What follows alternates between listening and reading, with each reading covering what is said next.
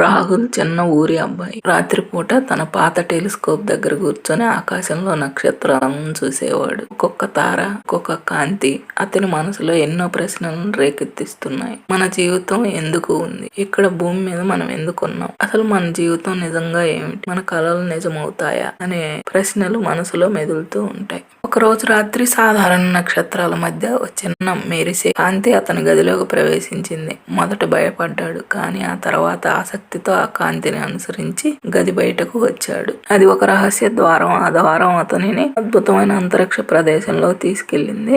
అక్కడ నక్షత్రాలు, గ్రహాలు మరియు జీవరాశులు కలిసి మాంత్రిక సంగీతం సృష్టించాయి. ప్రతి కాంతి, ప్రతి నక్షత్రం రాహుల్ లోపలి భావాల ప్రతిబింబంగా ఉంది. ఆ కాంతి రాహుల్ కి ఇలా బోధించింది: మన జీవితం చిన్నది, కానీ ప్రతి మనిషి తనకంటూ ప్రత్యేక కాంతిని సృష్టిస్తాడు. ప్రతి కళ, ప్రతి ఆశయం, ప్రతి ప్రయత్నం ఇవన్నీ అంతరిక్షంలో తనకంటూ ప్రత్యేక స్థానాన్ని కలిగి ఉంటాయి. రాహుల్ అద్భుతమైన అనుభూతితో తిరిగి తన గదికి వచ్చాడు. రాహుల్ గ్రహించాడు, జీవితం కూడా ఒక రకమైన అంతరిక్షం. మనం చేయి ప్రతి చిన్న పని, మనసులో కలిగే ప్రతి భావన అన్నీ అక్కడ పరవళ్లుగా మెరిసిపోతుంటాయి. మరియు ప్రతి మనిషి తన ద్వారా ఆ కాంతిని ప్రపంచానికి ఇచ్చే అవకాశాన్ని కలిగి ఉన్నాడు అని గ్రహించాడు.